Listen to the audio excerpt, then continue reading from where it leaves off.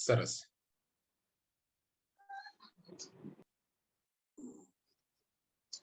તો આપણે ચર્ચા કરવાની છે વારસાની અને વારસા હેરિડિટીની ચર્ચા કરવાની છે. તો આપણું જે મેઇન હેતુ જે છે એટલે આપણે આ સેશનમાં જે ચર્ચા કરવાની છે ચર્ચામાં આપણે ચર્ચા કરવાની છે આનુવંશિકતા અને વાતાવરણ એટલે પર્યાવરણ ઈ શું છે. તો આનુવંશિકતા જૈવિક છે, પર્યાવરણ સામાજિક એને કહેવાય. પછી ચર્ચા કરવાની છે કે વારસાનો જે અર્થ છે, વારસાનું અર્થ, વારસાનું સ્વરૂપ, વારસાની વ્યાખ્યા કેવી છે એ પણ આ આપણે ક્લાસમાં ચર્ચા કરશું અને થોડી ચર્ચા થઈ ગઈ છે. પછી ચર્ચા કરવાની છે કે એની વ્યાખ્યા જે છે ડગલસના આધારે, હોલેન્ડના આધારે અને બેનેડિક્ટના આધારે, સાથે સાથે બીએન ઝાના આધારે એની વ્યાખ્યા શું છે આ વ્યાખ્યા ચર્ચા કરવાની છે. ચર્ચા કરશું આપણે. અને મારી બધા પાસેથી એ જ વિનંતી રહેશે કે પોતાની જે અવાજ છે એને મ્યુટ કરી રાખે. ભાવિનભાઈ થોડી હેલ્પ કરજો કે ત્યાંથી અવાજ ન આવે અને મ્યુટ કરી દેજો જો શક્ય હોય તો. ચાલો તો આગળ વાત કરીએ. આગળમાં જે છે આપણું જે ચર્ચા કરવાની છે ચર્ચામાં છે કે સ્પર્મ જે છે શું છે, એગ શું છે, એટલે ઓવમ, ઝાયગોટ કોને કહેવાય, પછી ક્રોમોસોમ્સ કોને કહેવાય, આ બધાની ચર્ચા કાલે થોડી ચર્ચા થઈ ગઈ હતી અને હજી આજે થોડી ચર્ચા કરવાની છે. પછી આપણે વાત કરશું કે છોકરાઓ અને છોકરીઓ કેવી રીતે એનું છોકરા અને છોકરીના નિર્માણ કેવી રીતે થાય છે. તો છોકરાનું XY, છોકરીની XX અને XX બંને માં જે છે 23 ગુણો 23 ગુણો હોય છે. તો આ ગુણોમાં 22 જે છે XX હોય છે બંને છોકરા અને છોકરીમાં. સાથે સાથે એક જે છે XY છોકરામાં હોય છે, XS જે છે છોકરીમાં હોય છે. એ જ નક્કી કરે છે કે છોકરા થશે કે છોકરી. તો આપણે ચર્ચા થોડી કરશું. પછી ચર્ચા કરવાનું છે કે જે આઇડેન્ટિકલ ટ્વિન્સ છે અને ફ્રેટર્નલ ટ્વિન્સ છે આ શું છે એની વિશે ચર્ચા કરવાની છે. પછી આપણે ચર્ચા કરવાની છે કે વારસાના સિદ્ધાંતો કેવા કેવા છે. તો વારસાના સિદ્ધાંતો છે જર્મ પ્લાઝાની સાતત્ય સિદ્ધાંત, ગાલ્ટનના સિદ્ધાંત, મેન્ડલના સિદ્ધાંત, ડાર્વિનનો સિદ્ધાંત, લેમાર્કનો સિદ્ધાંત. આ સિદ્ધાંત પણ ચર્ચા કરવાની છે. પણ સાથે સાથે ચર્ચા કરવાની છે વારસાના નિયમો એટલે હેરિડિટી કેવી રીતે આગળ વધે છે, 7 પેઢીમાંથી કેવી રીતે આવે છે. તો એક તો હોય છે સમાનતાનો કાયદો કે જે કાંઈ મમ્મી પાપા હોય એ જ જે છે એ જ આવે છે જે બાળકમાં આવે છે. પછી વિવિધ કાયદો પણ હોય છે કે ક્યારેક કોઈ જે છે 7 પેઢીમાંથી કોઈનું આવી ગયું તો વિવિધતા પણ જોવા મળે છે. પછી કહે છે કે પ્રત્યાગમનનો સિદ્ધાંત કે ક્યારેક આ જે છે એક બાળક છે એના જે છે લક્ષણ નથી દેખાતું, બીજા તરફના દેખાય છે, તો પ્રત્યાગમન પર સિદ્ધાંત છે. આ આપણે ચર્ચા કરવાની છે. હવે અહીંયા હું આ પૂછું કે આ જે ગઈકાલે આપણે જે ચર્ચા કરી હતી ચર્ચામાં શું ચર્ચા કરી હતી આ 2-3 પ્રશ્નો તરફથી આપ લોકોથી હું જાણવાનો પ્રયત્ન કરશું કે આ શું ચર્ચા કરી હતી. આપ લોકો આનું વિષય શું મગજમાં છે કે ભૂલાઈ ગયા બસ માત્ર ક્લાસ પૂરતું જ હતું. ચાલો તો અહીંયાથી એકાદ લઈ લઈએ કે આપણે જેમ કહીએ કે પૂર્વ જ્ઞાનની તપાસણી. તો પૂર્વ જ્ઞાનની તપાસણી આપણે થોડું કરીએ કે આપ લોકોના કેવી રીતના છે આપ લોકોના કે આપ લોકો એને સમજો છો એ છે મગજમાં કે ભૂલાઈ ગયા છે. ચાલો તો બધા રેડી છે તો જવાબ આપશે બધા કે વારસાની મૂળ વાહકો શું છે. વારસાના જે મૂળ વાહકો છે શું છે. તો વારસાની મૂળ વાહકોને કહીએ શુક્રાણુ, કે એને કહીએ પેત્રેક, કે એને કહીએ કે ઈડા એટલે એગ, કે એને કહીએ કે રંગસૂત્ર. શું છે તો અવાજ મ્યુટ કરીને અનમ્યુટ કરીને કહેશે કાં તો ચેટ બોક્સમાં કહેશે. જીન્સ રંગસૂત્ર રંગસૂત્ર ના ના રંગસૂત્ર નહીં, ક્રોમોસોમ્સ નહીં. જીન્સ જે છે એ મૂળ વાહકનું કામ કરે છે. એટલે જે માતા પિતાના જે લક્ષણો છે એ જીન્સ તરફથી આવે છે. આ એક જીન્સમાં ઘણા બધા રંગસૂત્રો હોય છે. એક જીન્સમાં જ્યારે જીન્સ હોય તો જીન્સમાં લગભગ 3000 જેવા રંગસૂત્રો હોય છે. કાલે ચર્ચા થોડી કરી હતી. તો અહીંયા જે સાચો જવાબ છે 2 છે. તો ચાલો આગળ જઈએ. હવે જે છે જવાબ 2 હતો. પછી વાત કરીએ કે નીચેનામાંથી કયો વારસાનો સિદ્ધાંત કયો છે. વારસાનો સિદ્ધાંત છે મેન્ડલનો સિદ્ધાંત, પછી લેમાર્કનો સિદ્ધાંત, પછી ડાર્વિનનો સિદ્ધાંત, કે આ બધા જે છે બધા સિદ્ધાંત ઉપરોક્ત બધા તો કેટલા ચર્ચા કર્યા હતા અહીંયા પહેલા જ સ્લાઇડમાં પણ લખ્યું હતું. કેટલા છે? 5. બહુ સરસ. તો કયો આમાં ખૂટે છે? મેન્ડલનો સિદ્ધાંત, લેમાર્કનો સિદ્ધાંત, ડાર્વિનનો સિદ્ધાંત. તો ખૂટે છે કયો? બે કયો આમાં નથી?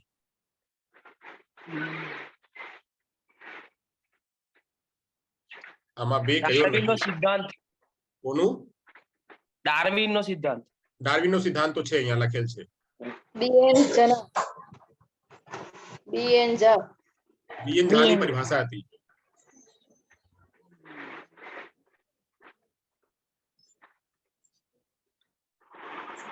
ચાલો તો અચ્છા નથી ખબર કોનું. ગેલ્ટનનો સિદ્ધાંત. નથી, પૂરો અવાજ નથી આવી. ગેલ્ટનનો સિદ્ધાંત. ગાલ્ટનનું સિદ્ધાંત, વેરી ગુડ. ગાલ્ટનનું સિદ્ધાંત, વેરી ગુડ. પછી હજી એક બાકી છે, સાતત્ય, જે આપણે જે જૂના છે, જે આપણે સતત આવે છે એ પણ છે. તો પ્લાઝમાનો સિદ્ધાંત, પ્લાઝમાનો સિદ્ધાંત તો આપણે ચર્ચા કર્યા હતા પહેલા જ સ્લાઇડમાં. તો હું જાઉં છું, પહેલા સ્લાઇડમાં આવું છું. તો પહેલા સ્લાઇડમાં હતો, જો અહીંયા વારસાના સિદ્ધાંતમાં જર્મ પ્લાઝમાના સાતત્યનો સિદ્ધાંત, ગાલ્ટનનો સિદ્ધાંત, મેન્ડલનો સિદ્ધાંત, ડાર્વિનનો સિદ્ધાંત અને લેમાર્કનો સિદ્ધાંત, આ સિદ્ધાંતો હતો. તો અહીંયા આપણે આગળ આવશું, આગળ પણ ચર્ચા છે આમાં. ચાલો પછી વાત કરીએ આપણે ત્રીજા પ્રશ્ન ઉપર આવીએ.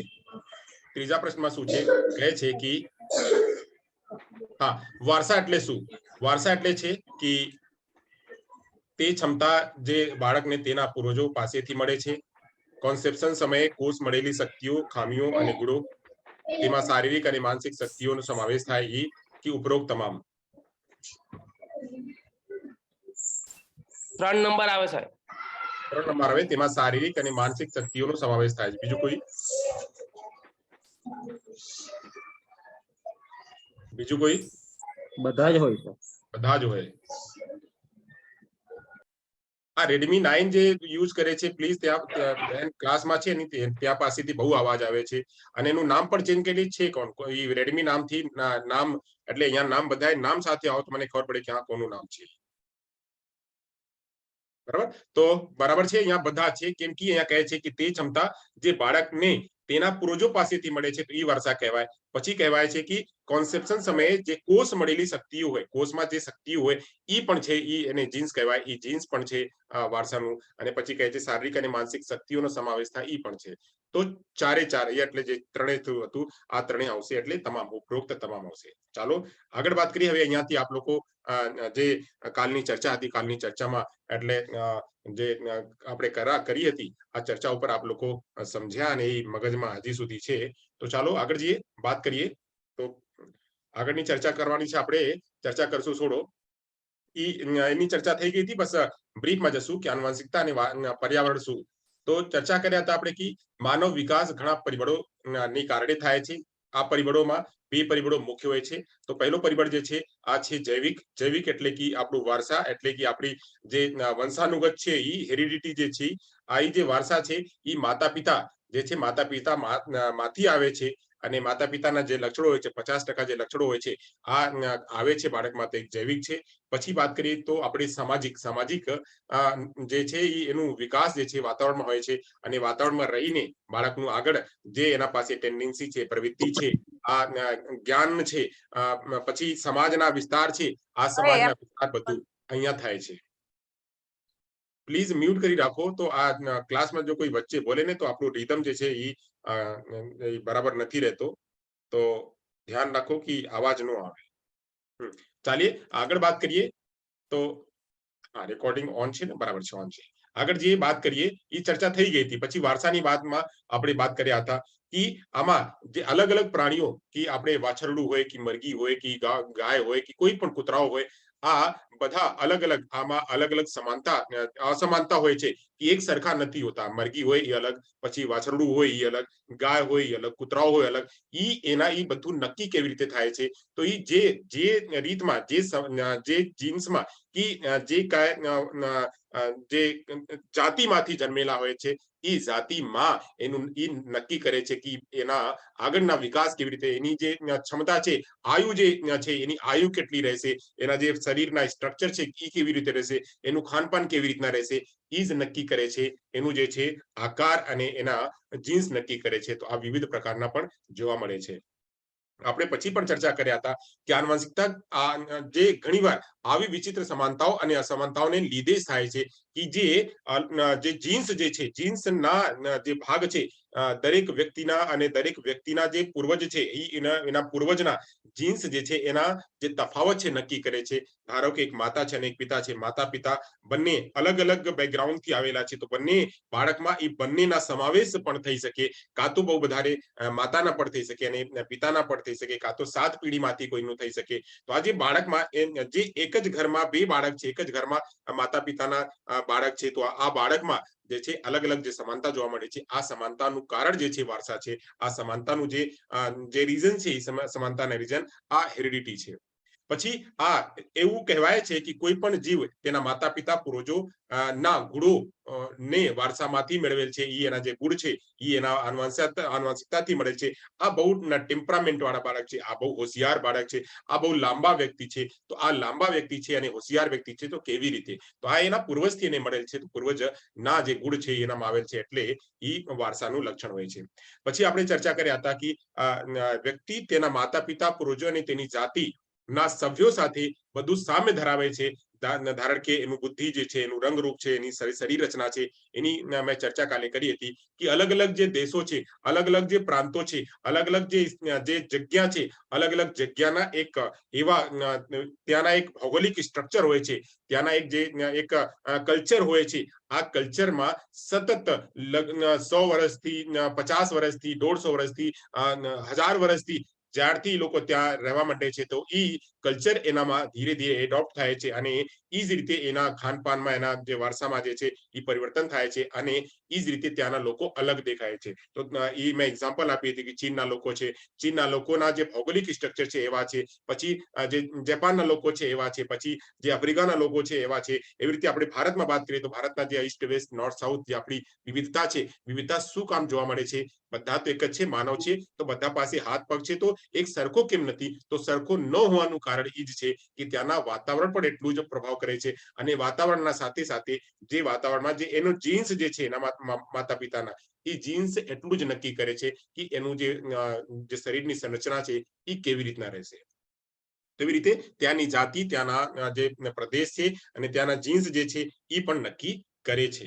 આગળ વાત કરીએ તો અહીંયા ચર્ચા મેં કરી હતી કે વારસામાં શું હોય? તો વારસામાં એક સ્પર્મ અને એક એગ, સ્પર્મ અને એગ બંને મળીને જે છે એ વાત કરે છે. તો અહીંયા આપણે ચર્ચા કરશું, તો જોઈ લઈએ, આપણે જોઈને અહીંયા વાત કરીએ તો જો આ જે છે આ એગ છે અને આ છે આ સ્પર્મ છે. એગ માતાના અને સ્પર્મ જે છે પિતાના. આમાં અસંખ્ય ક્રોમોસોમ્સ મળીને, અસંખ્ય જે છે ક્રોમોસોમ્સ મળીને સાથે એનું નક્કી કરે છે એના જે ગુણ છે, ગુણ જે બાળકમાં જે છે પરિવર્તિત થાય છે, આગળ વધે છે.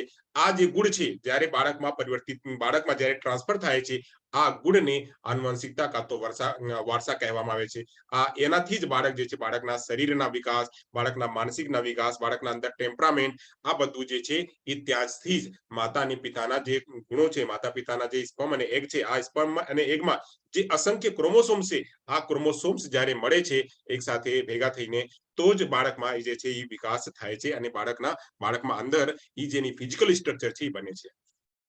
વાત કરીએ તો બીજું વાત કરીએ તો બાયોલોજી શું કહે છે? બાયોલોજી કહે છે કે વારસા એક ફળદ્રુપ ઈડામાંથી જે એગ છે, એગમાંથી સંભવિતપણે 1000 ચોક્કસ લાક્ષણિકતાઓને સરવાળો હોય છે.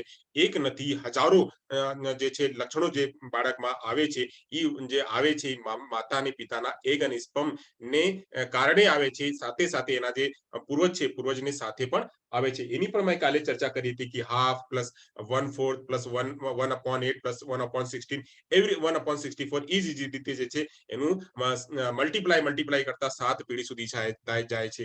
અને 7મી પેઢીમાં જે છે બહુ જ જે એનું એકદમ બહુ જ માઇનોર જે છે અસર હોય છે. પછી 8મી પેઢીમાં તો હાવ નથી દેખાતો. તો એટલે લોકો કહે છે કે 7 પેઢી સુધી બાળકમાં લક્ષણો જે છે એ આવે છે.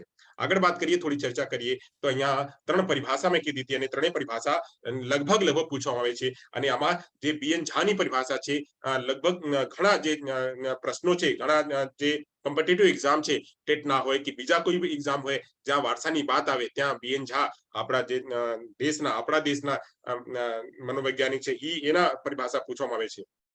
તો ડગલસ અને હોલેન્ડની પરિભાષા મેં કાલે ચર્ચા કરી હતી કે આ તમામ રચનાઓ, શારીરિક લાક્ષણિકતાઓ, કાર્યો, ક્ષમતાઓના સમાવેશ થાય છે આમાં. અને એ જે ક્ષમતા છે, જે લાક્ષણિકતાઓ છે, જે એના રચના છે, એ રચના ક્યાંથી આવે છે? તો ઈ તેના માતા પિતા, તેના પૂર્વજ અને તેની જાતિ પાસેથી ઈ મેળવે છે. બાળકમાં જે કાંઈ, ધારો કે હું છું, મારું જે કદ છે, મારો જે મસ્તક છે, મારો જે હેડ છે, મારો જે હાવભાવ છે, તમે જ્યારે મારા છોકરાને જોશો તો એકદમ કાર્બન કોપી છે. તો કાર્બન કોપી કેવી રીતે થયું? ઈ મારો જે લક્ષણ છે આ મારા છોકરામાં આવ્યું. એવી રીતે મારા અંદર જે લક્ષણ છે મારા માતા પિતામાંથી આવ્યું. તેવી રીતે આ જે કદનું કદકાઠી છે, રંગરૂપ છે, હાઈટ છે, ટેમ્પરામેન્ટ છે, એ બધું જે છે માતા પિતાના લક્ષણોમાંથી જ ટ્રાન્સફર થાય છે, એના પૂર્વજોમાંથી જ ટ્રાન્સફર થાય છે. એના જે જાતિ છે, એ જાતિમાંથી ટ્રાન્સફર થાય છે. મેં કાલે જ કીધી કે આપણા જે આપણા ભારતીય સંસ્કૃતિ છે, આ ભારતીય સનાતન ધર્મ છે. સનાતન ધર્મમાં એમ તો આપણા પાસે માત્ર હું સનાતન ધર્મની નથી વાત કરતી, બાકી બધા ધર્મ છે અહીંયા, બાકી ધર્મોના લોકો જોડાયેલા છે. તો હું બસ માત્ર એક જ ધર્મની નથી વાત કરતી. હું બસ માત્ર એક એક્ઝામ્પલ આપું છું કે સનાતન ધર્મને 4 ભાગમાં ડિવાઈડ કરવામાં આવેલ છે કે જે બ્રાહ્મણ છે, ક્ષત્રિય છે, વૈશ્ય છે, શૂદ્ર છે. તો બ્રાહ્મણની કેટેગરી ના જે લોકો છે આમાં ઈ ગુણ જે છે આ એ લોકોના જે બાળક જ્યારે જન્મે તો ઈ ગુણ એનામાં ટ્રાન્સફર થાય. હવે ક્ષત્રિય લોકો જે છે એ લોકોમાં ટેમ્પરામેન્ટ વધારે હોય. પછી જે છે જે ત્રીજા તબક્કા જે છે ત્યાં એ લોકો જે છે લેનદેનનું કામ કરે છે, ત્યાં જે છે લેવણ દેવણ વેચણનું કામ કરે છે. ત્યાં એટલે કહીએ કે આપણે ઈ જ ગ્રુપમાં વાણિયા સમાજ જે છે ઈ, અને પછી જે લોકો બિઝનેસના કામ કરે છે ઈ સમાજ જે છે આ સમાજમાં ઈ ગુણ આવે છે. પછી જે સૌથી નીચેના છે જે લોકો મજદૂરની કામગીરી કરે છે, જે લોકો જે બાકીના કામગીરી કરે છે, એ લક્ષણ જે છે ત્યાં દેખાય છે. પણ હવે આ બધું જે છે બદલાઈ ગયા છે. હવે જે સમાજ છે, સમાજ બદલે છે, ઈ જ સમાજ બદલે છે. તો પહેલાનું જે સમાજ હતું ઈ જ સ્ટ્રક્ચર હતો, તો ઈ ગુણો બાળકમાં એવી રીતે આવતો હતો. હવે જે છે ગુણ આ ટેકનોલોજીના જમાના છે, તો બાળકોમાં ટેકનોલોજી જે છે જન્મથી જ આવે છે. હવે આજના બાળક જ્યારે જન્મે તો ત્રીજા દિવસે એના હાથમાં ફોન હોય. પહેલા દિવસે તો હાથમાં ન લે, પણ જ્યારે જ્યારે જેમ જેમ વધે તેમ એના પાસે ફોન આવી જાય, હાથમાં આવી જાય. તો હાથમાં શરૂથી જ જોવા માંડે કે આ શું છે, આ શું છે, આ શું છે. અહીંયા મોદી સાહેબ ભાષણ આપે છે, અહીંયા જે છે આ ફલા ભાષણ આપે છે, આ ફલા કરે છે, અહીંયા આ લોકો લડે છે, અહીંયા આ જે છે થાય છે, અહીંયા આ થાય છે. બાળક જન્મથી જ આ બધું જોવા માંડે છે. તો જ્યારે ઈ આગળ વધે એની પાસેથી જે એની પેઢીમાં જ્યારે બધું ટ્રાન્સફર થશે, આ ટેમ્પરામેન્ટ આ બધું જે છે એનામાં પણ ટ્રાન્સફર થશે. તો એટલે જે છે આ ધીરે ધીરે જે છે સમાજમાં ઈ જ ગુણ જે છે આગળ જાય છે. એટલે કહીએ આપણે કે જે વૃદ્ધિ આપણે વારસા, એટલે આપણે વાત કરીએ માનવના જે વિકાસ છે, માનવના વિકાસમાં જે વારસા છે અને જે વાતાવરણ છે, બંનેના ભેગા થઈને એની મલ્ટિપ્લિકેશન થી જ બાળકમાં વિકાસ થાય છે. તો ઈ ડગલસ અને હોલેન્ડે આ વાત કીધી. પછી વાત કરીએ આપણે જે બેનેડિક્ટ છે. બેનેડિક્ટે શું કીધું? તો એ કહે છે કે આનુવંશિકતા એ માતા પિતા પાસેથી બાળકોમાં લાક્ષણિક ગુણધર્મોનું પ્રસારણ છે. કે જે ગુણધર્મ છે, જે ક્રોમોસોમ છે, આ ક્રોમોસોમ્સ જે છે જ્યારે ટ્રાન્સફર થાય છે તો એ ક્રોમોસોમ્સમાં અસંખ્ય ક્રોમોસોમ્સ હોય છે. અસંખ્ય ક્રોમોસોમ્સ બાળકમાં અસંખ્ય પ્રકારના ગુણો જે છે એ ત્યારે ઈ બનાવે છે. અને એ ગુણો બાળકમાં વિદ્યમાન હોય છે. જ્યારે એની આવશ્યકતા હોય છે ત્યારે ઉભરે છે, ત્યારે આવે છે. તો એ બાળકમાં હોય જ છે. એવી રીતે વાત કરીએ બીએન ઝાના, તો બીએન ઝાની પરિભાષાના કહે છે કે આનુવંશિકતા એ વ્યક્તિની જન્મજાત લાક્ષણિકતાઓનું સરવાળો છે. એટલે બાળક જ્યારે જન્મે તો જન્મ લે તો જન્મમાં જેટલું એના પાસેથી વારસા તરફથી, જેટલા આનુવંશિકતા તરફથી જે બધું ગુણો મેળવેલ છે, આ જ જે છે એના આગળના જીવનમાં ઈ જ પરિલક્ષિત થાય છે, ઈ જ દેખાય છે. તો એવી રીતે અહીંયા આપણે 3 પરિભાષા જોયા, ડગલસના, બેનેડિક્ટના અને બીએન ઝાના. પછી આગળ વાત કરીએ આપણે કે જીવનની શરૂઆત કેવી રીતે થાય છે. તો જીવનની શરૂઆતમાં આપણે પહેલા દિવસથી જ્યારે માતા પિતાનું જ્યારે એક સાથે મિલન થાય છે તો માતાના જે છે એક અને પિતાના જે છે સ્પર્મ એક સાથે ભેગું થાય છે કોન્સેપ્શનના દિવસે. ત્યાં પછી ઈ ઝાયગોટનું નિર્માણ કરે છે. જ્યારે ઝાયગોટનું નિર્માણ એટલે ઈ બંને જ્યારે મળે છે તો એક કોષનું નિર્માણ હોય છે. આ કોષને ઝાયગોટ કહેવામાં આવે છે. અને ઝાયગોટ જે છે, આ ઝાયગોટ જઈને આગળ જે છે આ એક બાળકનું અસ્તિત્વ બનાવે છે. અને બાળકનું અસ્તિત્વ બનાવ્યા પછી એ આગળ જાય છે. એની કાલે ચર્ચા કરી હતી. હવે વાત કરીએ જે ઝાયગોટ છે, ઝાયગોટનું શું કામ છે. ઝાયગોટ જે છે એ કહે છે કે ઝાયગોટ ઈ એક જાડા પ્રવાહી છે. એટલે ઈ એક ગાઢા જે છે એક લિક્વિડ છે, ગાઢો લિક્વિડ છે. આ ગાઢો લિક્વિડને સાયટોપ્લાઝમ કહેવામાં આવે અને સાયટોપ્લાઝમથી બને છે આ જે ઝાયગોટ છે. ઝાયગોટમાં બંને જ્યારે મળે, એક સાથે મળે તો સ્પર્મ અને જે એગ છે જ્યારે બંને એક સાથે ભેગા થાય છે ત્યારે એક ઝાયગોટ એક જે છે તરલ પદાર્થ છે. તરલ પદાર્થ એ જે છે તરલ બહુ જાડા છે, બહુ ગાઢા છે. એ ગાઢાને સાયટોપ્લાઝમ કહેવામાં આવે, ઈ એનાથી બને છે. હવે જે ઈ સાયટોપ્લાઝમ છે, સાયટોપ્લાઝમના અંદર જે એક ન્યુક્લિયસ હોય છે અને આ ન્યુક્લિયસની અંદર ઘણા બધા જે છે ક્રોમોસોમ્સ હોય છે. આ ક્રોમોસોમ્સ જે છે આ નક્કી કરે છે કે બાળકમાં કેવી રીતના વિકાસ થશે. તો વાત કરીએ આગળ, તો ક્રોમોસોમ્સ ની ચર્ચા કરી લીધી. આવા ક્રોમોસોમ્સ હોય છે. પછી જો ક્રોમોસોમ્સ છે, આ ક્રોમોસોમ્સ ની અંદર આ રંગસૂત્રો હંમેશા જોડીમાં જોવા મળે છે. જે રંગસૂત્ર છે આ જોડીમાં જોવા મળે છે. અને એક ઝાયગોટમાં રંગસૂત્રોની સંખ્યા જે છે 23 જોડી હોય છે. 23 જોડી જે છે ક્રોમોસોમ્સ હોય છે. અને એનામાં અડધા જે છે 23 જોડીમાં અડધો ભાગ જે 23 છે માતાના અને 23 જે છે પિતાના હોય છે. આમાંથી પણ જે 23 છે 23 માંથી પણ જે 22 જોડી છે માતા પિતાના ઈ સરખું જ હોય છે. એટલે ઈ હોય છે. પછી જે 23મી જોડી જે હોય છે ઈ એક XX હોય છે, જે માતામાં દેખાય છે XX, અને જે આ XX જે છે માતામાં દેખાય છે. અને પછી જ્યારે વાત કરીએ XY ની વાત કરીએ તો એ પિતામાં હોય છે. સોરી, તો એ પિતામાં હોય છે. તો પિતામાં દેખાય છે XY. હવે જ્યારે XX અને XY જ્યારે અલગ અલગ બને છે તો એ જ નક્કી કરે છે કે બાળક થશે કે બાળકી થશે. તો અહીંયા એક ડ્રો હું કરીને કહું આપ લોકોને તો કેવી રીતે બાળકના વિકાસ થાય. તો અહીંયા જે છે આપણે વાત કરીએ તો કુલ 46 ક્રોમોસોમ્સ, કુલ કેટલું તો 46. તો જ્યારે 46 ક્રોમોસોમ છે એને આપણે 23 માં ડિવાઈડ કરીએ તો 23 માં અહીંયા થયું 23 અને પછી અહીંયા થયું 23. તો 23 થયું. હવે 23 માંથી જે છે 22 જે છે સમાન છે. 22 સમાન છે. 22 અહીંયા માતાના અને 22 છે અહીંયા પિતાના. માતાને આગળ રાખું છું અને પિતાને બાજુમાં રાખું છું. હવે પછી આમાંથી એક જે છે આ એક XX છે. આ છે X અને X, અને અહીંયા છે Y. અહીંયા આ છે X અને Y. XY છે. જ્યારે અહીંયા વાત કરીએ તો જ્યારે X અને X નું ભેગું થાય એટલે જ્યારે X અને X ભેગું થાય અહીંયા XX સાથે સાથે તો અહીં જે છે એ ગર્લ્સ હોય એટલે એ ગર્લ ની વાત એ સંરચના કરે. XX ગર્લ બને. પછી જ્યારે અહીંયા છે એક X છે અહીંયા સાથે વાત કરીએ તો આ જે છે એક X છે માતાના અને અહીંયા જે છે Y પિતાના. જ્યારે X અને Y બને તો અહીં જે છે એ છોકરાના એટલે Y નું નિર્માણ થાય. તો એવી રીતે જે છે એ સંરચના બને છે. તો એ યાદ રાખો આપ લોકો, અહીંયા લખી નાખો, આપણા પુસ્તકમાં પણ લખી નાખો કે 46 ગુણસૂત્રમાંથી 23 જે છે 23 હોય છે માતાના, 23 માતાના અને 23 પિતાના. માતાના જે 22 અને પિતાના જે 22 છે સમાન હોય છે. એ સમાન XX હોય છે. પછી એક જે ગુણ છે એક ગુણ અલગ હોય છે. X અને XX માતામાં, XY પિતામાં. અને જ્યારે X અને X, એક માતાના X અને એક પિતાના X જ્યારે ભેગું થાય છે તો ગર્લ્સનું નિર્માણ થાય છે. એવી રીતે જ્યારે એક માતાના X અને પિતાના જે છે Y, આ જે છે એ બોય નું નિર્માણ કરે છે. Y જે છે અહીંયા એક વાત નોંધ કરવાની છે. જે Y જે લક્ષણ છે આ Y ક્રોમોસોમ્સ જે અલગ પડે છે એ જ્યારે હલકો થાય એ હલકો હોય છે. એટલે Y ના જે ક્રોમોસોમ્સ છે એકદમ ઈઝી હોય છે, હલકો હોય છે. તો હળવા હોવાથી જે લોકો કહે છે કે બાળકનો જન્મ વધારે થાય છે. એટલે છોકરાનું જન્મ વધારે થાય છે. તો છોકરાનું જન્મ વધારે શું કામ થાય છે કે જે Y જે છે Y હલકો હોય છે અને X જે છે એ થોડુંક વધારે હોય છે, એનું ભાર વધારે હોય છે. તો એ જે છે એને લીધે હલકાના લીધે બાળકનો જન્મ વધારે થાય છે. હવે અહીંયા બીજી પણ વાત કરીએ તો જે X અને Y છે, X અને Y આ બંને જ્યારે એક સાથે ભેગા થાય છે તો અહીંયા બાળકનો જન્મ થાય છે. હવે જ્યારે આપણે વાત કરીએ તો XX જે છે એક સાથે જ્યારે આ અનુપસ્થિત થાય. હવે જ્યારે આપણે કોઈ વાત કરીએ કે દિવ્યાંગ વ્યક્તિ બાળક પેદા થાય છે તો દિવ્યાંગમાં આપણે વાત કરીએ કે જે આપણા જે આઈડી બાળકો છે, આઈડી બાળકો જ્યારે પેદા થાય છે તો આઈડી બાળકો કેવી રીતે પેદા થાય છે તો અહીંયા આપણે 22 જોયા. અહીંયા 22 છે. 22 માં એક ગુણ જે છે મળે છે. તો જ્યારે આ એક ગુણ અનુપસ્થિત હોય, જ્યારે આ એક ગુણ જે 23મા ગુણ છે માતાનું અનુપસ્થિત હોય તો અને પિતાના હોય, માતાના અનુપસ્થિત હોય, પિતાના હોય, જ્યારે ઈ સાથે આવે તો બાળક જે છે એ દિવ્યાંગ પેદા થાય છે. આ જે છે સંરચના ઈ પણ આપણે અહીંયા જોવાની વાત છે કે ઈ કેવી રીતે બાળકનો જન્મ થાય છે. ચલો આગળ જઈએ. આગળની વાત કરીએ તો કહે છે જીવનની શરૂઆતમાં કે દરેક રંગસૂત્ર જે છે એટલે ક્રોમોસોમ્સ છે નાના નાના સૂક્ષ્મ જંતુઓ હોય છે. એટલે આ નાના નાના જે છે આપણા જે આપણે વાત કરીએ ને કે એક આપણા અંદર પણ અસંખ્ય એવા કીટો હોય છે જે આપને બચાવે છે ને રોગ પ્રતિરોધક ક્ષમતા કહેવાય જે આપણા અંદર હોય છે.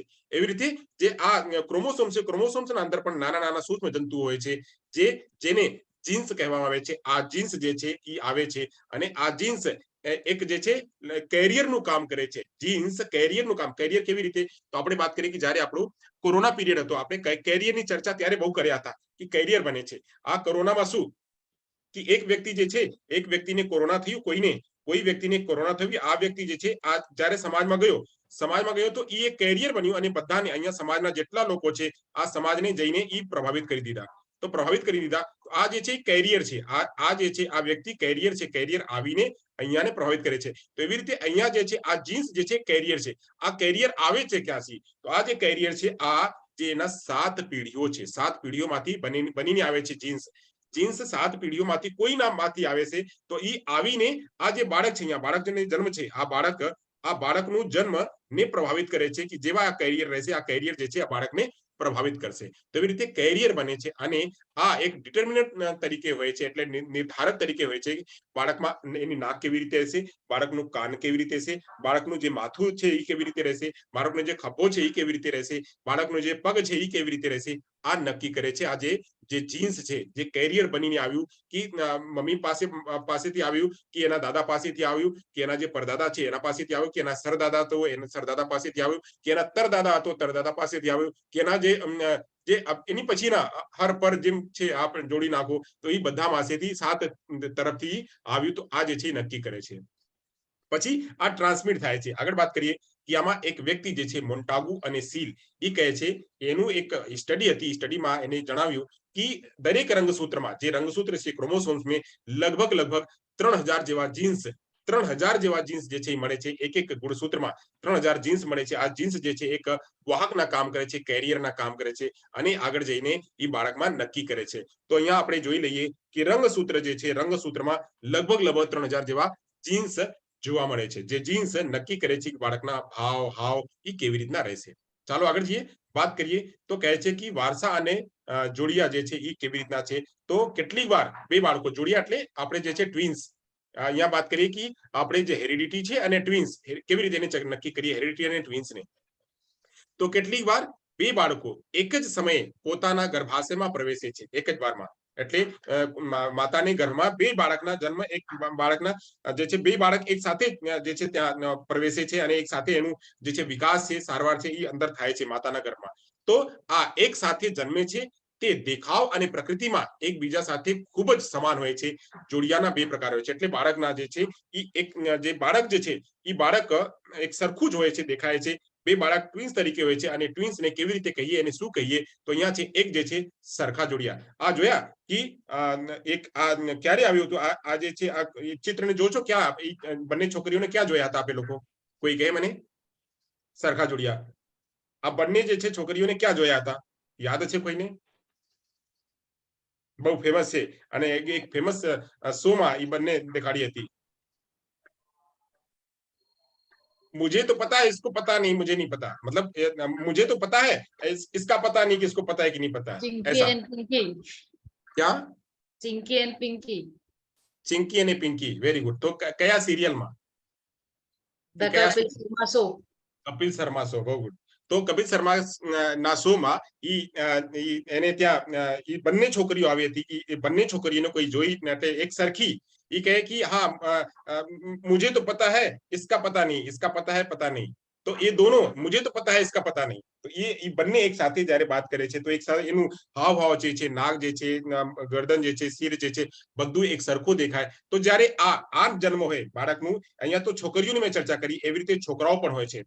છોકરાઓ એક સરખા, જ્યારે બે છોકરાઓ હોય, બે છોકરાઓ હોય કે કાં તો બે છોકરીઓ હોય, એને આઈડેન્ટિકલ ટ્વિન્સ કહેવાય. ટ્વિન્સ છે પણ કાં તો બાળક છે, કાં તો બાળકી છે, કાં તો બાળક છે, કાં તો બાળકી છે, કાં તો છોકરા છે, કાં તો છોકરી છે, કાં તો મૂલા છે, કાં તો મૂલગી છે. આ જે છે જ્યારે આ બને તો એને આઈડેન્ટિકલ ટ્વિન્સ કહેવાય. એની કેવી રીતે સંરચના થાય છે એ આપણે આગળ ચર્ચા કરશું. પછી અહીંયા જો, અહીંયા એક જ એને ભાતરી એટલે ફ્રેટર્નલ ટ્વિન્સ કહેવાય. જ્યારે બાળકમાં માના ગર્ભમાં એક છોકરા ને એક છોકરી બંનેના જન્મ થાય છે, એક સાથે થાય છે અને ટ્વિન્સ હોય છે. તો આ એક છોકરા ને એક છોકરી હોય છે. છોકરા ને છોકરીને કહેવાય ફ્રેટર્નલ ટ્વિન્સ. તો આઈડેન્ટિકલ ટ્વિન્સ અને ફ્રેટર્નલ ટ્વિન્સ ક્યારેક આ પ્રશ્ન પૂછવામાં આવે કે તમારી ક્લાસમાં બે બાળકો છે, બે હિયરિંગ ઇમ્પેર્ડ બાળકો છે અને બે હિયરિંગ બાળકો, બંને છોકરા છે. આ બંને છોકરાનું હાવભાવ સરખું એક જ છે, એક જ દિવસ જન્મેલા છે અને એનું માથું, કદ અને બંને ડેપ છે. એ શું કહેવાય? એને ફ્રેટર્નલ ટ્વિન્સ કહેવાય કે એને આઈડેન્ટિકલ ટ્વિન્સ કહેવાય? તો જ્યારે એવા પ્રકારના પ્રશ્ન પૂછે તો આપ જવાબ આપશો કે આઈડેન્ટિકલ ટ્વિન્સ કહેવાય. પછી પ્રશ્ન બીજો પૂછે કે આવા ધારો કે પૂછે બે આઈડી બાળક છે અને એક જ સાથે જન્મેલા છે અને એક જ સાથે જન્મેલા છે, એક છોકરા છે એક છોકરી છે, અને બંનેમાં જે આઈડી ના લક્ષણો છે, જે મંદબુદ્ધિના લક્ષણો છે, આ મંદબુદ્ધિ લક્ષણોને આવા જે છે બાળકો જે જન્મેલા છે એ કેવા પ્રકારના ટ્વિન્સ છે, તો અહીંયા ફ્રેટર્નલ ટ્વિન્સ કહી શકો કે આ જે છે ફ્રેટર્નલ ટ્વિન્સ છે. તો કેવી રીતે હોય કેવી રીતે, તો એની ચર્ચા આપણે કરશું. તો એ દરેક પ્રકારના બાળક હોઈ શકે, બહુ કુશાગ્ર બાળક પણ હોઈ શકે, દિવ્યાંગ બાળક પણ હોઈ શકે, સામાન્ય બાળક પણ હોઈ શકે, આપણે બધી એને વાત કહી શકીએ, આપણે સમજી શકીએ. વાત કરીએ પછી આગળ કે હવે જે જોડિયા છે આમાં જોડિયાને કેવી રીતે વાત કરીએ, તો આ જે સ્ટડી છે આ સ્ટડીમાં 3 નામ જે છે પ્રખ્યાત છે. તો આમાં ન્યુમેન છે, ન્યુમેન અને પછી હોલિંજર, પછી ફ્રોમેન, આ 3 વ્યક્તિઓ જે છે બહુ ફેમસ છે. આ ત્રણેયને મળીને ભેગા થઈને સ્ટડી કરી, ન્યુમેન, હોલિંજર અને ફ્રીમેન, આ જે છે આ ત્રણેય વ્યક્તિઓ આ મનોવૈજ્ઞાનિકોએ સ્ટડી કરી. આ સ્ટડીમાં એ લોકો જણાવ્યું કે આ તમામ મનોવૈજ્ઞાનિકો બુદ્ધિ વિકાસ પર આનુવંશિકતાની અસર જાણવા માટે 2 પ્રકારના સમાન જોડિયા ઉપર અભ્યાસ કરીને લોકો જણાવ્યા કે આ જે છે જોડિયા કે પ્રકારના હોય છે, કેવા પ્રકારના હોય છે. ત્યાંથી લોકો આઇડેન્ટિકલ અને ફ્રેટર્નલ ટ્વિન્સના જે કોન્સેપ્ટ છે એ આપ્યા કે જોડિયામાં પણ 2 પ્રકારના જોડિયા હોય છે. જ્યારે બાળક અને બાળક હોય એ આઇડેન્ટિકલ, બાળકી અને બાળકી હોય તો એ આઇડેન્ટિકલ, જ્યારે બાળક અને બાળકી એક સાથે હોય તો એને ફ્રેટર્નલ ટ્વિન્સ કહેવાય. તો આગળ વાત કરીએ, કહે છે કે આઇડેન્ટિકલ ટ્વિન્સ કેવી રીતે બને છે. હવે અહીંયા વાત કરીએ કે જ્યારે બાળક હોય કાં તો બાળક બાળકી હોય, એક જ ગર્ભમાં બાળક બંને એક જ લિંગના છે, બંને કાં તો લિંગ અલગ અલગ છે, એક છોકરા અને એક છોકરી છે, એ જ્યારે જન્મે તો એને કેવી રીતે કહેવાય એ પછી વાત કરશું. છોકરા અને છોકરીની વાત અલગ, અહીંયા પહેલે છોકરા વાત કરીએ, છોકરીની વાત કરીએ. તો અહીંયા છે આઇડેન્ટિકલ ટ્વિન્સ કહે છે કે જ્યારે પુરુષ શુક્રાણુ, અહીંયા વાત કરે છે કે જ્યારે સ્પર્મ જે છે, સ્પર્મની જ્યારે સંરચના હોય કે પુરુષ શુક્રાણુ,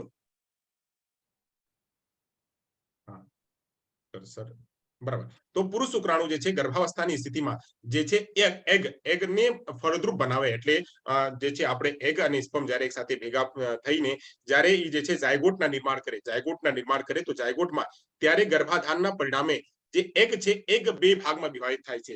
તો આ જ્યારે સ્પર્મ અને એગ જ્યારે ડિવાઈડ થાય, અહીંયા વાત કરીએ કે એક અહીંયા બાદ છે, હું અહીંયા લઉં, આ એક ઈ બાદ છે અને એક ઈ બાદ છે, આ 2 બાદ છે. 2 બાદમાં જ્યારે એ બંને એક સાથે ભેગા થાય તો ભેગા થયા પછી આ જે છે બે ભાગમાં ડિવાઈડ થાય છે. આ જે છે 2 ભાગમાં ડિવાઈડ થાય છે પછી જે છે ઈ ઝાયગોટનું નિર્માણ કરે છે, જે ઈ બંને એક સાથે ભેગા થાય છે અને ભેગા થઈને પછી ડિવાઈડ કરીને પછી એક જે છે ઝાયગોટનું નિર્માણ કરે છે. આ ઝાયગોટ જે છે પછી આગળ જઈને બાળકનું નિર્માણ કરે છે. હવે કહે છે કે પરંતુ ક્યારેક એવું બને છે જ્યારે આ બંને ભેગા થઈને સ્પર્મ અને એગ ભેગા થઈને જ્યારે આ 2 ભાગ બનીને પછી ઝાયગોટનું નિર્માણ કરે તો ક્યારેક એવું બને છે કે બંને ભાગ જે છે ક્યારેક એવા પણ બને છે કે આ 2 ભાગ મળતા નથી. જ્યારે એ ભેગું થઈને ઝાયગોટનું નિર્માણ કરે તો એ બાળકનું નિર્માણ હોય છે, એટલે એક જ બાળકનું નિર્માણ હોય છે. અહીંયા સમજ્યા કે એક માતાનું અને એક પિતાનું, બે સમજી ગયા, એક છે કે સ્પર્મ છે, જ્યારે બંને એક સાથે ભેગું થયું તો ઈ જે છે એક બન્યું તો એ 2 ભાગમાં ડિવાઈડ થાય છે. હવે 2 ભાગમાં ડિવાઈડ થઈને પછી જઈને આગળ ત્રીજી અવસ્થામાં, ત્રીજા તબક્કેમાં એક સાથે ભેગું થાય છે તો બાળકનું નિર્માણ હોય છે. પછી હવે જ્યારે એક બાળકનું નિર્માણ થાય છે, હવે પછી વાત કરી જ્યારે આ 2 ભાગમાં કેવી રીતે થાય છે, તો માતા અને પિતાના જ્યારે આ એગનું નિર્માણ હોય તો પછી આ જ્યારે 2 ભાગ છે, હવે 2 ભાગ આ અલગ રીતે અને આ અલગ રીતે જ્યારે વિકાસ થાય તો વિકાસમાં આ જે છે શું બને છે, બાળકના ગર્ભમાં જ્યારે વિકાસ થાય તો આ 2 બાળકોના જન્મ હોય છે. તો અહીંયા આપ લોકોને ફરીવારથી અહીંયા હું એક કરીને આપ લોકોને સમજાવું છું. ધારો કે હું અહીંયા કહું, મારું કર્સર ક્યાં ગયું, અહીંયા હું લખું છું કે એક સ્પર્મ છે અને એક એગ છે, બરાબર. હવે એક સ્પર્મ અને એક આ બંને મળીને અહીંયા એક માતાના એક બને છે. હવે આ એક જે છે 2 ભાગમાં ડિવાઈડ થાય છે, 2 ભાગમાં ડિવાઈડ થઈને બને છે, 2 ભાગમાં. હવે 2 ભાગમાં ડિવાઈડ થયું પછી આ બંને એક સાથે મળીને જ્યારે આ ડિવાઈડ થાય છે અને પછી ભેગા થઈને આ ઝાયગોટ બને છે, ઝાયગોટનું નિર્માણ થાય છે. આ ઝાયગોટનું નિર્માણ થાય છે. હવે આ ઝાયગોટ એમ કેમ કે એક છે એક માતાના છે, અહીંયા એક ઈ માતાના છે અને એક ઈ પિતાના છે. હવે માતા અને પિતાના બંને મળીને માતા પાસે આવ્યું તો માતાના જે ભાગ છે આ ભાગ 2 ભાગમાં ડિવાઈડ થઈને પછી આગળ જઈને ઝાયગોટનું નિર્માણ કરે છે. આ એક બાળકનો જન્મ થાય છે, એક બાળક, 1 એટલે 1 બાળક થાય છે. અહીંયા પછી જ્યારે આપણે વાત કરીએ 2 બાળકની વાત કરીએ તો અહીંયા જે છે એક અહીંયા આ જ પ્રક્રિયામાં આ એક આ છે, પછી એક આ છે, સેમ આ બંને ડિવાઈડ થઈને 2 બન્યું, અહીંયા એક આ બન્યું અને એક આ બન્યું. જ્યારે આ 2 બને છે અને 2 અલગ અલગ બાળકનું નિર્માણ કરે છે, આ બાળક અલગ તરીકે નિર્માણ કરે છે અને આ બાળક અલગ તરીકે નિર્માણ કરે છે અને આ બંને જે છે કેવી રીતના બને છે તો બંને કાં તો બાળક બને, છોકરા બને, બંને કાં તો છોકરી બને, બંને તો એ જ છે આઈડેન્ટિકલ ટ્વિન્સ કહેવાય છે. આ એક સમજી ગયા, એક આવા પ્રકારના છે અને એક આવા પ્રકારના છે. બે ભાગમાં જ્યારે હોય તો આ એક બાળકના સંરચના છે અને આ બે બાળકની સંરચના છે. તો આ જે છે આ બાળકનું જે છે આઈડેન્ટિકલ ટ્વિન્સનું નિર્માણ થાય છે. હવે આગળ વાત કરીએ કે સમાન શુક્રાણુઓ અને સમાન જે છે એગ છે. હા, કોઈનો પ્રશ્ન? સમજાય છે બધાને? હાલો. હા સર. ઓકે, તો નો સમજાય તો કહેજો કે હા સર ફરીવારથી કહો. હું ચેટ બોક્સ નથી જોતો તો મને કહીને કહેજો સર મારી ટ્વિન્સ છોકરી છે. બહુ સરસ. જીન્સના જેનિન્તો એટલે શું કહો છો હિરલ ગોહિલ? ચાલો વાંધો નહીં, આગળ લઈ લેશું. આ ઉપર જઈએ તો કહે છે કે જ્યારે સમાન શુક્રાણુઓ અને સમાન ઈડા જોડાણને કારણે તેમના સમાન સૂત્રો અને જીન્સ જોવા મળે તો તેથી તેઓ સામાન્ય રીતે એક જ લિંગના થાય છે અને તેમનો રંગ, આકાર અને લાક્ષણિકતાઓમાં પણ એક વિચિત્ર સમાનતા જોવા મળે છે. તો કહે છે કે શુક્રાણુઓ જે છે સમાન ઈડાને કારણે, એટલે આપણે XX ની વાત કરીએ તો XX જઈને એ બની ગયું કાં તો XY ની. હવે એ કેવી રીતે નક્કી થશે કે XX છોકરા બને છે કે છોકરી? તો જેમ આપણે એ પહેલાની જે પ્રોસેસ છે X અને Y ના, આપણા જે પહેલાના પ્રોસેસ છે X અને Y ના, એ જ નક્કી કરશે. જેમ છોકરા બને છે, જેમ છોકરી બને છે, એ જ રીતે. તો આપણે આ નિર્માણ કેવી રીતે થશે? તો અહીંયા જે છે X, ધારો કે X ના પરિબળ બન્યું, X ના પરિબળ બન્યું તો X થી છોકરી બની. હવે આ અહીંયા Y નું પરિબળ બન્યું તો છોકરા બન્યું. તો જે જ્યારે X નું પરિબળ બન્યું અને આ બે ભાગમાં ડિવાઈડ થઈ ગયા અને એક સાથે પછી ભેગું ન થયું તો બે છોકરા બનશે. અને જ્યારે Y ના પરિબળ બન્યું અને એક સાથે ભેગા ન થયું અને અલગ અલગ બન્યું તો છોકરાનું નિર્માણ થશે. એ જ રીતે જે છે આઈડેન્ટિકલ ટ્વિન્સના નિર્માણ થાય છે. ચાલો આગળ વાત કરીએ. આગળની વાત કરે છે, હવે વાત કરીએ કે જે ફ્રેટર્નલ ટ્વિન્સ છે, આ ફ્રેટર્નલ ટ્વિન્સ કેવી રીતે નિર્માણ કરે છે. તો ફ્રેટર્નલ ટ્વિન્સની કહાની, ફ્રેટર્નલ ટ્વિન્સ જે વાત છે બહુ અલગ રીતના છે. તો કહે છે સામાન્ય રીતે, હવે ધ્યાનથી આ જે છે ફ્રેટર્નલ થોડું અલગ છે અને એ જે છે આ થોડું કન્ફ્યુઝિંગ વાળી વાત છે, પણ આ જ્યારે આપણે ધ્યાનથી સમજી લેશું તો ખબર પડી જશે કે કેવી રીતે ફ્રેટર્નલ હોય છે અને કેવી રીતે આઈડેન્ટિકલ હોય છે. આઈડેન્ટિકલની ફરી વાર વાત કરી દઉં કે જ્યારે માતા પિતાનું જે છે એક સાથે ભેગું થાય છે તો આ પછી એક બને છે, એક બે ભાગમાં ડિવાઈડ થાય છે. જો બે ભાગમાં ડિવાઈડ ન થઈને એક જ ભાગ બને તો એક છોકરાનું નિર્માણ હોય. જ્યારે બે ભાગમાં અલગ અલગ થઈને છોકરા અને છોકરી બને તો આ આઈડેન્ટિકલ ટ્વિન્સ બને છે. એ મેં અલગ કરું છું. હવે એની વાત પૂરી થઈ ગઈ. હવે વાત કરું છું ફ્રેટર્નલની. ફ્રેટર્નલ ટ્વિન્સ દરેક માતામાં જે એની એક માસના એક પીરિયડ જે ચાલે છે, આ પીરિયડમાં દરેક મહિનામાં એક જે છે એક અંડ, જે એક ઈડા જે છે બને છે. દરેક મહિનામાં એક ઈડાનું નિર્માણ થાય છે. એક જે એગ છે એગનું નિર્માણ થાય છે. આ એગ જે છે અંડ, બીજા એટલે અંડ બીજ તૈયાર કરે છે અને ગર્ભધારણ સમયે, જ્યારે ગર્ભધારણ હોય ત્યારે જે છે આ સ્પર્મને પ્રવેશીને ગર્ભધારણનું કરે છે. એટલે જ્યારે માતામાં એક મહિનામાં એક અંડનું નિર્માણ થાય છે અને એક અંડને જ્યારે એક સાથે ભેગું થાય, જે પિતાના જે સ્પર્મ છે, પિતાના સ્પર્મ સાથે જ્યારે ભેગું થાય તો ભેગું થઈને બાળકના નિર્માણ થાય છે. તો એ વાત થઈ, એ જનરલ વાત છે. જનરલ બાતમાં કે માતામાં એક જે છે દરેક મહિનામાં બને છે અને સ્પર્મ સાથે બનીને બાળકનું નિર્માણ કરે છે. આ નિર્માણ ક્યારે કરે છે એ રાહ જોઈએ છે સ્પર્મના. તો સ્પર્મ જ્યારે ભેગું થાય છે તો ત્યારે એક જે બાળકના જાયગોટના નિર્માણ થઈ જાય છે. આ વાત થઈ ગઈ. હવે કહે છે પણ ક્યારેક એવું બને છે, બીજી વાતમાં આપણે ચર્ચા કરવાની છે, ક્યારેક એવું પણ બને છે કે આ બીજી વાતમાં કે એક ઈડા ને બદલે ક્યારેક બે થી વધુ ઈડા તૈયાર કરે છે. જે માતાના ગર્ભમાં એક થી વધુ જ્યારે ઈડા તૈયાર થઈ જાય તો આ ઈડા જ્યારે તૈયાર કરે તો બંનેના યોગાનુયોગ, એટલે જ્યારે આ સ્પર્મ અને એગ જે છે, જ્યારે બંનેના એક સંજોગથી જ્યારે એક સાથે ભેગું થઈ જાય ત્યારે જે છે એક નવા બાળકના જે છે નિર્માણ થાય છે. નવા બાળકના, હવે કેવી રીતે, મેં પહેલા જ કીધી કે એક એગ જે છે એક દરેક મહિનામાં હોય છે માતાના ગર્ભમાં. પછી જ્યારે આ એવા ક્યારેક બને કે એક એગ નહીં, એકથી વધારે એગનું નિર્માણ થાય તો વધારે એગમાં જ્યારે બે એગ હોય તો બે એગ અલગ અલગનું નિર્માણ કરે. અલગ અલગ સંયુક્ત કોષ બનાવે. તો અહીંયા આગળ કહે છે ગર્ભાવસ્થામાં બે એગ જે છે, ગર્ભાવસ્થામાં બે એગ અલગ અલગ સંયુક્ત કોષનું નિર્માણ અલગ અલગ તરીકે કરે તો અલગ અલગ જે છે બાળકનું નિર્માણ કરે છે. અહીંયા સંયુક્ત કોષો તરીકે બે અલગ અલગ બાળકોનું જીવન શરૂઆત થાય છે. એટલે જે એક એક છે એ અલગથી નિર્માણ કરશે અને બીજા એક છે અલગ નિર્માણથી કરશે. પહેલા હતું કે પહેલા જે પહેલો વાળા પોઈન્ટમાં એક જ બાળકનું નિર્માણ થશે અને જ્યારે ડિવાઈડ કરીને બે બની જશે તો આઇડેન્ટિકલ ટ્વિન્સ બનશે. હવે ફ્રેટર્નલ ટ્વિન્સ કેવી રીતે બનશે તો બે ઈડાનું આવશે, બે એગ જે છે ત્યારે બે એગ આવી જશે અને બે એગ અલગ અલગ તરીકેથી બાળકનું નિર્માણ કરશે ત્યારે ફ્રેટર્નલ ટ્વિન્સ કહેવાશે. અને ફ્રેટર્નલ ટ્વિન્સ જે છે એક છોકરા બનશે અને એક છોકરી બનશે. એ જ રીતે જે બાળકના જે આગળનું નિર્માણ કરે છે. હવે આવા જન્મેલા બાળક, હવે વાત કરીએ આગળના એની સંરચના શું છે તો આવા જન્મેલા બાળક ફ્રેટર્નલ ટ્વિન્સ કહેવાય છે. અને ફ્રેટર્નલ ટ્વિન્સ કહેવાય છે આ તે બંને જુદા જુદા રંગસૂત્રો ક્રોમોસોમ્સ અને જીનોનું સંયોજન હોય છે. એટલે બંનેમાં અલગ જે છે ક્રોમોસોમ્સ અલગ હોય છે અને જીન્સ પણ અલગ અલગ હોય છે.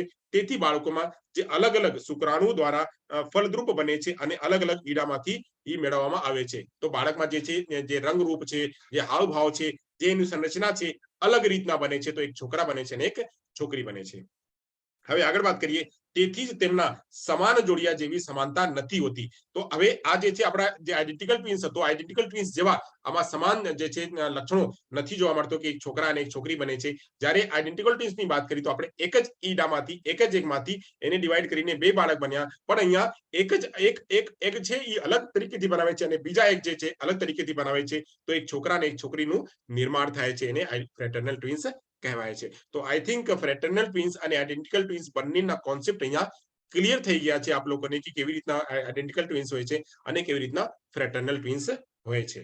ચાલો આગળ જઈએ. હવે વાત કરીએ કે વારસાનો સિદ્ધાંત કયો છે. તો વારસાનો સિદ્ધાંત જે છે અહીંયા એવા પ્રકારના છે. તો વારસાનો સિદ્ધાંતની ચર્ચા અહીંયા આપણે અત્યારે નહીં કરશું કેમ કે જે આપણું બીજા સેશન છે એની જે છે આપણું ટાઈમ થઈ ગયા છે. તો આપણે હવે પ્રશ્નોની પણ ચર્ચા કરવાની છે. પણ અહીંયા વાત થોડું કરી દઉં કે વારસાના સિદ્ધાંતમાં આપણે વાત કરવાની છે જર્મ પ્લાઝ્માની સાતત્યનો સિદ્ધાંત એટલે theory of continuity of germ plasma. એટલે જે જર્મ પ્લાઝ્મા છે એ સતત આવે છે, માતા પિતામાંથી સતત ચાલતું રહીને આવે છે. તો એ જે છે એને જર્મ પ્લાઝ્માનો સિદ્ધાંત કહેવામાં આવે. પછી જે છે ગાલ્ટનના બાયોમેટ્રિક સિદ્ધાંત. ગાલ્ટને ઘણા બધા એને પ્રયોગ કર્યું અને ગાલ્ટનના પ્રયોગમાંથી એ પણ એને જણાવ્યું કે કેવા છે. તો એ કહે છે કે હાયરાર્કીમાં ગાલ્ટનના જે સિદ્ધાંત છે એ હાયરાર્કીની વાત કરે છે કે માતા પિતા સાથે પિતા, પિતા સાથે માતા એ કેવી રીતે બને છે એની પણ ચર્ચા. એક ચાર્ટ છે, હાયરાર્કી છે. હાયરાર્કી જ્યારે હું કાલે જણાવશું આપ લોકોને તો ખબર પડશે કે હાયરાર્કી તરફથી કેવી રીતના બાળકનો જન્મ થાય છે અને બાળક કેવી રીતે બાળક બને છે અને બાળકી બને છે. ઈ એને એક આપ લોકોના ભાષામાં એટલે જે લોકો આઈડી ના લોકો જે છે આઈડી ના લોકોને આ કહેવામાં આવે છે ઈ એક પેડિગ્રી ચાર્ટ જેને કહેવામાં આવે. આપ લોકો કદાચ વાંચ્યા હશો અને જોયા પણ હશો જેને પેડિગ્રી ચાર્ટ કહેવામાં આવે. પેડિગ્રી એટલે જે આપણું જે વારસા જે છે, જે આપણો પૂર્વજો છે, પૂર્વજ કેવી રીતે આવેલા છે, પૂર્વજના માતા પિતા દાદા છે, દાદાના પછી માતા પિતા થયા, માતા પિતાથી પછી એકમાં કોઈ દિવ્યાંગ થયું તો એ દિવ્યાંગનો અસર પાછી બીજામાં ગયો અને બાકી ન ગયો. એ કેવી રીતે બને છે આ પેડિગ્રી ચાર્ટ જે છે અહીંયા કહીને ગાલ્ટનની સિદ્ધાંતમાં મેં જણાવશું. પછી કહે છે મેન્ડલનો સિદ્ધાંત છે. એને મટર ઉપર જે પ્રયોગ કર્યો હતો, મટરના પ્રયોગ ઉપર કરીને એને જણાવ્યું હતું. પછી ડાર્વિનનો સિદ્ધાંત છે.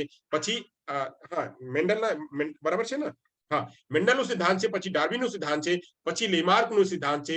આ જે સિદ્ધાંત છે પાંચે સિદ્ધાંતની ચર્ચા જે છે હું આગળ જઈને કાલ આપ લોકોને આ વિસ્તારથી આ પાંચે પાંચ સિદ્ધાંતોની ચર્ચા કરશું કેમ કે આ સિદ્ધાંત ઉપરથી ઘણા પ્રશ્નો પૂછવામાં આવે છે. ચાલો આગળ જઈએ, આગળ વાત કરીએ. પછી વાત છે અહીંયા વારસાનો નિયમ શું છે. તો વારસાનો નિયમ છે સમાનતાના કાયદો એટલે લો ઓફ સિમિલરિટી આર રિમ્બરેન્સ ઈ છે. પછી કહે છે કે વિવિધતાનો કાયદો લો ઓફ વેરિએશન એટલે બાળકનામાં વિવિધતા પણ જોવા મળે છે. પછી જે છે પ્રત્યાગમનનો કાયદો કે લો ઓફ રિગ્રેશન પણ થાય છે. આ જે બે વાત છે, બે વાતની ચર્ચા અલગથી કરશું કેમ કે આ બે વાત અગત્યની છે. જ્યારે આપણે આ મેઇન વાત આપણે સમજી લીધા તો ઈ પણ આપણે વાત ચર્ચા કરી લેશું. તો ચાલો અહીંયા આપણું જે સેશન છે અહીંયા પૂરો થાય છે. તો આપણે અહીંયાથી થોડુંક સ્વમૂલ્યાંકન કરશું, થોડો પ્રશ્નો લેશું. પ્રશ્નોમાં લઈએ પ્રશ્ન આપ લોકોની સામે. બધા તૈયાર છે? હા સર. ઓકે ચાલો. તો અહીંયા સુધી સમજાઈ ગયા? કોઈ કન્ફ્યુઝન તો નથી ને? ના સર. બાકીઓને સરખા જોડિયામાં થોડી કન્ફ્યુઝન છે.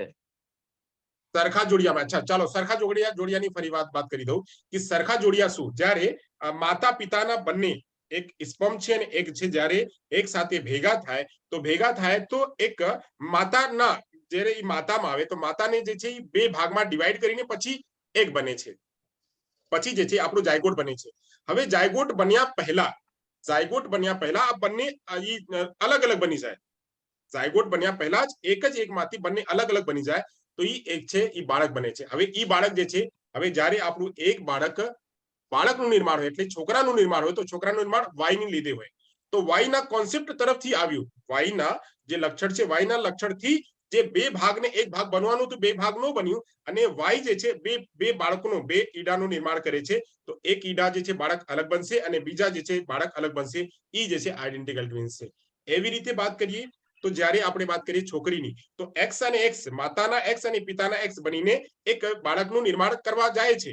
હવે એ બાળકી બનશે. કેમ કે એક્સ અને એક્સ બંને મળ્યું તો બાળકી બનશે. હવે જે બાળકી છે ઈ હવે જ્યારે બંને હવે ઈ બે ભાગમાં જ્યારે ડિવાઈડ થશે તો પછી આગળ જઈને જાયગોટ બનશે.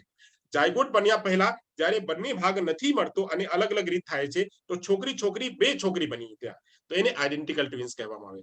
સમજ્યા? તો જ્યારે માતાનું એક જ એગ છે, એક જ એગ થી બે બાળકનું નિર્માણ થાય તો આઇડેન્ટિકલ ટ્વિન્સ. જ્યારે બે એગ થી બે બાળકનું નિર્માણ થાય તો આ છે ફ્રેટર્નલ ટ્વિન્સ. એટલે સર એટલે સરખા જોડિયામાં બંને છોકરીઓ કાં તો બંને છોકરા હોઈ શકે, બરાબર? Very good. હા, જ્યારે આપણે જોડિયાની અંદર બંને અલગ અલગ હોઈ શકે. હા, એકદમ. હવે આપ સમજી ગયા કે જ્યારે Okay. સરખા જોડિયાની વાત કરીએ તો સરખા જોડિયામાં જ્યારે બાળકો રહેશે તો કાં તો છોકરાઓ રહેશે બંને, કાં તો છોકરીઓ રહેશે સરખામાં. હવે બાકી જ્યારે વાત કરીએ તો જે આપણે સરખા નથી તો આ જે છે જ્યારે ફ્રેટર્નલની વાત કરીએ આમાં એક છોકરા રહેશે અને એક છોકરી રહેશે. ઈ વાત ત્યાં કહેવામાં આવે છે અને બહુ શોર્ટ અને સ્વીટમાં છે. બરાબર છે? હા સર. ઓકે. હવે આગળ જે પ્રશ્ન લઈએ, પ્રશ્ન કહે છે કે નીચેનામાંથી કયો ક્રમ સાચો છે? અહીંયા કહે છે કે કેવા ક્રમમાં આવે છે તો ઈડા છે, શુક્રાણુ છે, બ્લાસ્ટોસિસ્ટ છે, જાયગોટ છે. પછી કહે છે ઈ આપણે પહેલા વાંચ્યા ને કે સાયટોપ્લાઝમની વાત અહીંયા કરે છે તો બ્લાસ્ટોસિસ્ટ, ઓવમ, શુક્રાણુ, જાયગોટ. પછી જાયગોટ, ઓવમ, શુક્રાણુ, બ્લાસ્ટોસિસ્ટ. પછી ઈડા, શુક્રાણુ, જાયગોટ, બ્લાસ્ટોસિસ્ટ. આમાં કયો ક્રમ સાચો છે? તો આમાં સાચો જે ક્રમ છે અહીંયા ચોથો છે. ચોથામાં પહેલા ઈડાનું હોય. ઈડા એટલે એગ પછી સ્પર્મ. સ્પર્મ પહેલા માતાના ગર્ભમાં એગ હોય, પછી એગ જે છે રાહ જોઈ છે સ્પર્મના. એગ અને સ્પર્મ જ્યારે એક સાથે ભેગું થયું તો જાયગોટનું નિર્માણ થાય છે. હવે જે જાયગોટ છે પછી આગળ જઈને બ્લાસ્ટોસિસ્ટના નિર્માણ કરે છે. તો ક્રમ જે છે સાચો ક્રમ છે આ ચોથો ક્રમ છે. તો ઈડા, શુક્રાણુ, પછી જાયગોટ પછી બ્લાસ્ટોસિસ્ટ. આ જે છે ક્રમ સાચો જવાબ છે. ચાલો તો આગળ જઈએ, આગળની વાત કરીએ. આનું કદાચ હા ચોથો જવાબ બધાએ આપ્યા છે. કોઈ પાસેથી અવાજ આવે છે તો બંધ કરી આપો. નવનીત, રાઠવા, જતીનભાઈ, પ્લીઝ. હા, ચાલો હવે વાત કરીએ આગળ. બીજા પ્રશ્ન જે છે બીજા પ્રશ્ન પર આવીએ. બીજા પ્રશ્ન કહે છે શરીરની ઉપરથી નીચેના દિશામાં શરૂ થતી શારીરિક વૃદ્ધિ જાણીતી છે. એ પહેલા ચર્ચા કરી છે એટલે મેં આ એક નવો પ્રશ્ન અહીંયા લીધી છે કે આપ લોકોને શું પહેલાના ખબર છે કે નથી ખબર? કે આપણે વાત કર્યા હતા, શું વાત કર્યા હતા અંગ્રેજીમાં? કોઈ કે આ પ્રશ્નના લીધે કોઈ યાદ આવે છે? આપણે વિકાસના સિદ્ધાંતમાં આપણે વાંચ્યા હતા. સરસ સરસ. માથાથી પગ સુધીનું. હા, અંગ્રેજીમાં એને શું કહેવાય? સાયફોકોડલ. હા, ફરી. સાયફોકોડલ. હા, સિફેલોકોડલ.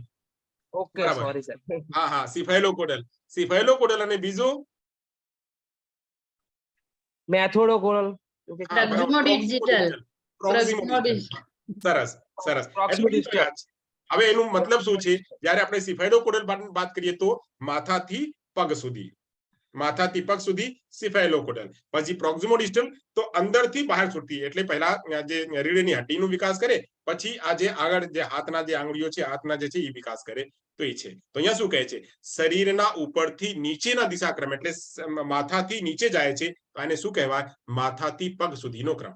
બહુ સરસ, સિફેલોકોડલ. સરસ જવાબ. આગળ જઈએ.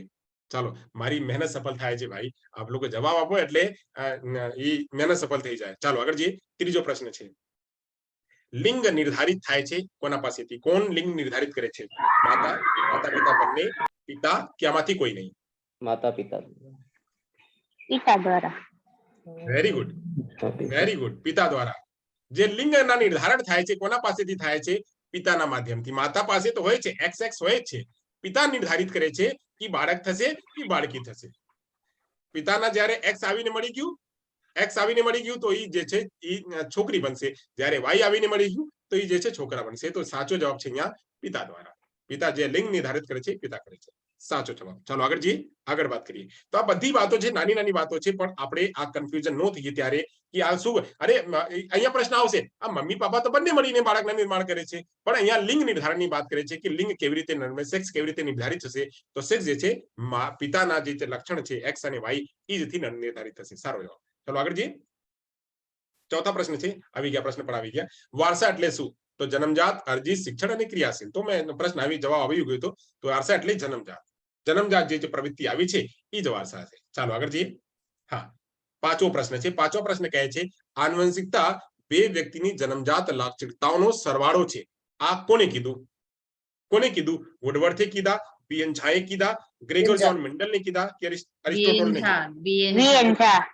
બહુ સરસ, બહુ સરસ. બીએન ઝાએ કીધા કે જન્મજાત લક્ષણતાનો સરવાળો છે. આગળ જઈએ. છઠ્ઠો પ્રશ્ન લઈએ. છઠ્ઠો પ્રશ્ન શું કહે છે કે જૈવિક મનોવૈજ્ઞાનિકો બાળકના વિકાસમાં કોને સૌથી વધુ મહત્વ આપે છે? બાળકના વિકાસમાં તો વાતાવરણને કે વારસાને કે આનુવંશિકતાને, પર્યાવરણ બંનેને કે આમાંથી કોઈ એક પણને નહીં? અહીંયા જૈવિક મનોવૈજ્ઞાનિકો જેટલા છે. આનુવંશિકતા ને પર્યાવરણ. ના ના, ધ્યાન, પહેલા પ્રશ્નને ધ્યાનથી વાંચો. આપણે વાત કરી વારસા માટે. વારસામાંથી. બહુ સરસ. વારસા માટે. હા, વારસા માટે. એટલે વારસાથી જ નક્કી થાય છે કે બાળક જે છે એ જૈવિક મનોવૈજ્ઞાનિકો શેનું વકાલત કરે છે, શેને મહત્વ આપે છે? તો વારસાને મહત્વ આપે છે કે વારસા જે છે એ નક્કી કરે છે કે બાળકનો વિકાસ વધારે થાય છે. અહીંયા બહુ લડાઈ પણ થાય છે.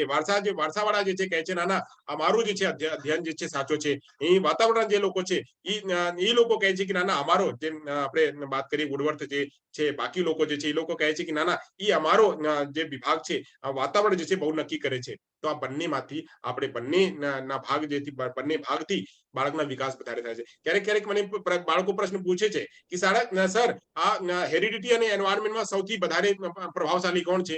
તો અહીંયા સાચો જવાબ છે કે બંને પ્રભાવશાળી છે, અને કોઈને એકને પ્રભાવશાળી ન કહી શકીએ. હવે ત્યાં બાળકના ઉપર નિર્ધારિત કરે છે કે બાળકના ઉપર કોનો પ્રભાવ જ્યાદા છે, કોનો પ્રભાવ વધારે છે. તો બાળકના આપણે જ્યારે જનરલ વાત કરીએ તો જનરલ નક્કી ન કરી શકીએ, પણ સ્પેસિફિક કોઈ બાળક ઉપર નક્કી કરી શકીએ કે આ બાળકમાં વારસાનો પ્રભાવ વધારે છે કે વાતાવરણનો પ્રભાવ વધારે છે, એ ત્યારે નક્કી થશે. ચાલો સરસ. તો છઠ્ઠો પ્રશ્નના જવાબ લોકો આપ્યા કે અહીંયા વારસા છે. આગળ જઈએ, આગળની વાત કરીએ તો કહે છે, સાતમો પ્રશ્ન કહે છે કે છોકરીઓ કરતા છોકરાઓ કેમ વધુ જન્મે છે? છોકરીઓ કરતા છોકરાઓ કેમ વધુ જન્મે છે? આમાં એક મારા સ્ટેટમેન્ટમાં અમે કીધી હતી જ્યારે મેં ચર્ચા કરી. વાય રંગસૂત્રની હળવાશને કારણે. હળવાશને કારણે. 4 નંબર, વાઇસ રંગસૂત્રની હળવાશને કારણે છોકરીઓ કરતા છોકરાઓનું વધુ જન્મ થાય છે. કેમ કે જે વાય રંગસૂત્ર છે હલકો હોય છે, હલકોના કારણે જે એક્સ રંગસૂત્ર જે છે ભારી હોય છે. ચાલો, બહુ સરસ. આગળ ચલીએ. તો અહીંયા જે છે આપણો એક હજી પ્રશ્ન છે, માનવ જાતિમાં રંગસૂત્રોની સંખ્યા કેટલી? એટલે ક્રોમોસોમ્સની સંખ્યા કેટલી? તો 22 જોડી કે 21 જોડી કે 25 જોડી કે 46? 22 જોડી. કેટલા બાદ પૂછે છે? કુલ 46. 46. માનવ જાતિમાં રંગસૂત્રોની કુલ સંખ્યા જોડી નથી પૂછતું, કુલ સંખ્યા પૂછે છે તો આવશે 46. રાઈટ આન્સર છે 46. બેન, તમારી ત્યાંથી અવાજ આવે છે, કાં તો તમે બહારથી કરો, ક્લાસની બહુ ડિસ્ટર્બ કરો છો આપની પાસેથી. આ જે રેડમી 9 છે, રેડમી 9 તરફથી અવાજ આવે છે બહુ. બેન પ્લીઝ.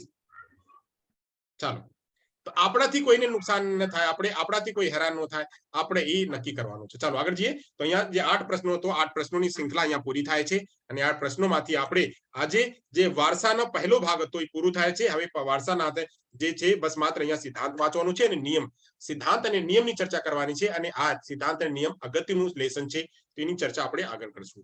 ચાલો, અહીંયા પૂરું થાય છે. હવે અહીંયા એક સેશન આપણે પૂરું કરીએ, બીજા સેશન ઉપર આવીએ.